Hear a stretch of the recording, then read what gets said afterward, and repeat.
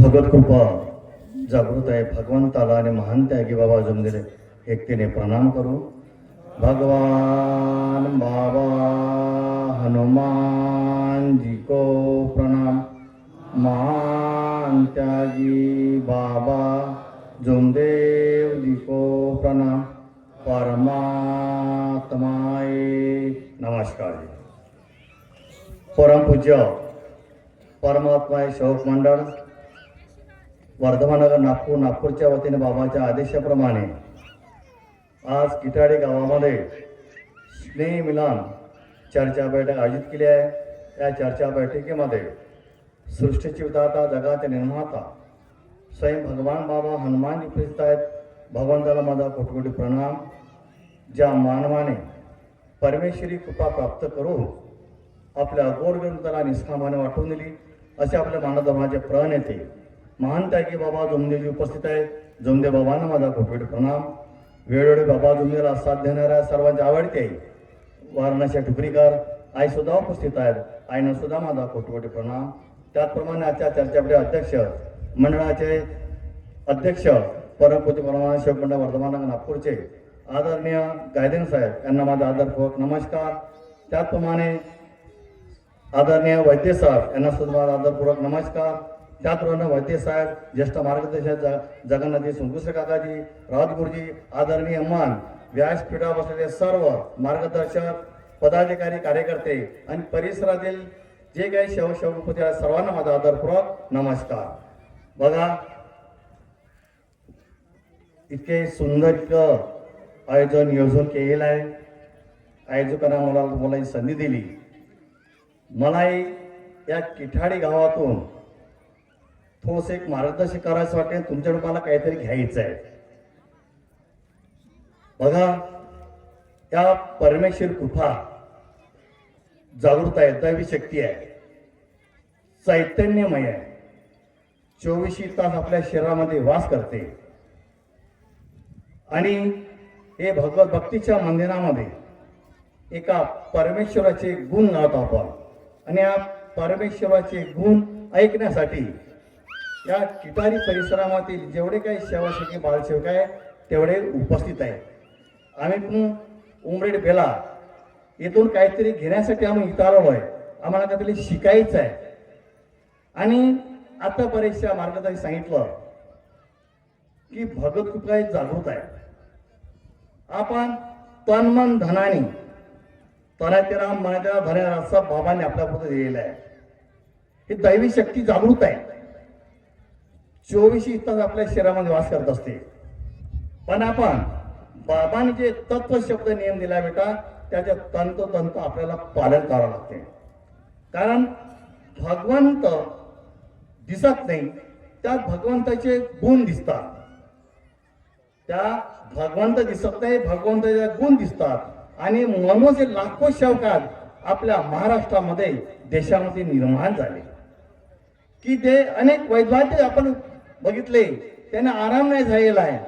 पण आमच्या महान त्यागी बाबा जुमदेवने एका परमेश्वर प्राप्ती करून एका परमेश्वराला जागृत केलं. धन्य ते आमचे महान त्यागी जुमदेवजी. मी तुम्हाला एक छोटासा अनुभव देतो. कारण एक जेव्हा शौकीन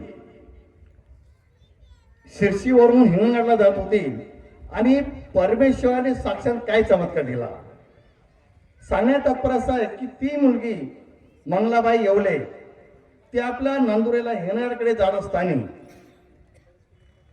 त्या बसमध्ये चंद्रपूरचं कुटुंब होतं. एक तरुण मुलगी होती 20-25 वर्षाची, आई बाबा होते.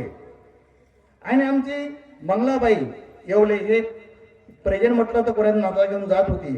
अचानक काय झालं, त्या समुद्रपूरला जात असताना तेवढ्यामध्ये ते भूत आलं. आणि ते भूत अंगात आले असताना त्या कंडक्टर जर गेलं आणि त्या सर्वच्या सर्व बट्टा तोडून टाकल्या, पैशाची बॅग हिसकली. तेव्हा कंडक्टर घाबरला आणि त्या जिथं काही लोक होते त्या लोकांच्या जाऊन लपला. मग इथं ते भूत थांबला नाही. ड्रायव्हर जवळ गेलं आणि त्या ड्रायव्हरची स्टेरिंग गाडी चालवायला लागला. गाडी हालायला लागली. त्या सर्वजण घाबरले. तेव्हा जेव्हा विरुद्ध दिशेने येणारे ते ड्रायव्हर कंडक्टर होते बसे होत्या म्हणे ड्रायव्हर पागल झाला काय, दारू पिला असेल आणि याची स्टेरिंग हलून राहिली, गाडी कुठे चालली आहे, तेव्हा सर्वजण घाबरले आणि ती बस थांबवली ड्रायव्हरने. तेव्हा आमच्या मंगलात बाबाची सेविका मंगलाताई येवले शिरशी, तिनं भगवंताची धावा केली. परमेश्वरा, या गाडीमध्ये मी तुमची शेवकी नाव, अनेक वेळे लोक आहे, वाचवा, तुम्ही धावा. त्या परमेश्वराने एका म्हातारीच्या रूपामध्ये त्या आजीबाईला तिथे पाठवलं बसमध्ये. बस थांबली. सत्य घटना आहे. चमत्कार काय आहे. तेव्हा त्या म्हातारी आली आणि त्या म्हातारीनं म्हणते, मंगला, तुझ्याजवळ घागरा आहे, तो घागरा माझ्याजवळ दे, मी विहिरीतून पाणी आणतो. आणि त्या म्हातारी ना विहिरीतून पाणी कुठून आणली, कुठली विहीर, कुठली म्हातारी, आणि त्या भूताला मंगला तू तीर्थ बनवून दे म्हणे. 41 फुका तीर्थ बनवून दिलं, 21 फुकाचं तीर्थ बनवून दिलं आणि शेवटचं 11 फुकाचं तीर्थ बनवून दिलं की मंगला हे 3 तीर्थ दिलं आणि हे भूत कायमचं जाणार. आणि जे सत्य घटना झालेली आहे ते आपल्या परिसरामध्ये तुझे शेंडे गुरुजी मार्गदर्शक आहे बेल्याचे, त्यांच्या घरी जा आणि झालेली हकीकत सत्य काय ते सांग. आणि हे ज्या शेवकाच्या अंगामध्ये भूत आले, चंद्रपूरला जात होते, आणि तिला सांग की जिथं काही मार्गदर्शक चंद्रपूरला आहे तिथून कार्य घ्यायला. आणि ते माझ्याकडे पती पत्नी आले आणि त्यांनी सांगितले की काकाजी अशी अशी घटना झाली. बेटा म्हटलं खूप बाबांनी चमत्कार दाखवला, आज तुझं जर नसती तर आज काय परिस्थिती झाली असती. मग त्या ड्रायव्हर कंडक्टरला असं कळलं की परमात्मा एक मार्ग काय. म्हणून त्या ड्रायव्हरने सांगितलं त्या बाईला की बाई कमीत कमी हिंगणघाट पर्यंत चाल, आता पुन्हा जर भूत आमच्यापर्यंत येण्यानंतर आमचं काय होईल काय खरं नाही. म्हणून बाबाचा हा चमत्कार आहे, तुम्हाला दिसत नाही. म्हणून आज दैवी शक्ती जागृत आहे, चैतन्यमय आहे. 24 घंटे आपल्या शरीरामध्ये वास असते. म्हणून आपल्याला काय असते, आपल्या तनमधना एकता. आपण या मार्गात आहोत म्हणून काही नावाचे नाही, आपल्याला काहीतरी कर्म करायचं आहे. आपले कुटुंबात एकता असायला पाहिजे, सत्यप्रदा प्रेमाचं आचरण बघा असायला पाहिजे. बाबाने आपल्या कुटुंबात सत्य बोला, मर्यादापणा करा आणि प्रेमानं वागा. म्हणून बाबाने म्हटलं होतं, सत्य मर्यादा प्रेमाचा गरत, चालला बाबाचा गरत, चालला बाबाचा. आपण सत्य बोलतो का?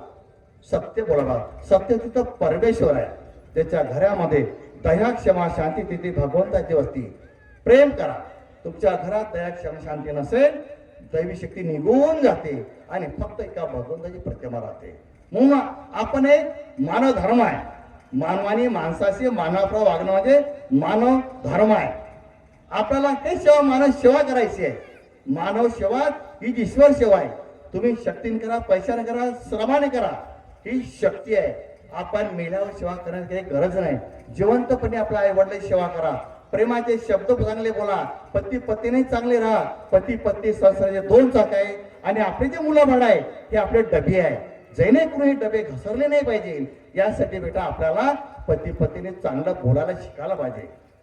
कॉम्प्युटर युग आहे, हे चार्जिंग करायचे आहे आणि या चार्जिंग करायसाठी हे सर्व बाबाचे सेवासेवकी इथे उपस्थित आहेत. मला काही चार्जिंग कराय, आपण कव्हरेजच्या बाहेर राहतो, कव्हरेजच्या बाहेर राहतो आणि म्हणून आपण बिना वायराची चार्जिंग करायची चर्चा बैठक आयोजित केली. मंडळाचे सर्व पदाधिकारी झाले की बाबाचा सेवक दबकता कामाने. आज खरंच परिसरातून भरपूर सेवक आलेले आहेत, त्यांना हे शिकायचं आहे आणि शिकून जायचं. मला काय तर शिकायचं आहे. आज खरंच मी जे काही बोललो असेल, आज माझे 2 शब्द आपण ऐकलेत. अशाच पद्धतीने आपण कोणती चर्चा बैठक चर्चा बैठक आस्वाद घ्या, एवढीच मी ईश्वरासाठी प्रार्थना करतो आणि माझ्या वाण्याला विराम देतो. सगळ्यांना माझा आदरपूर्वक नमस्कार.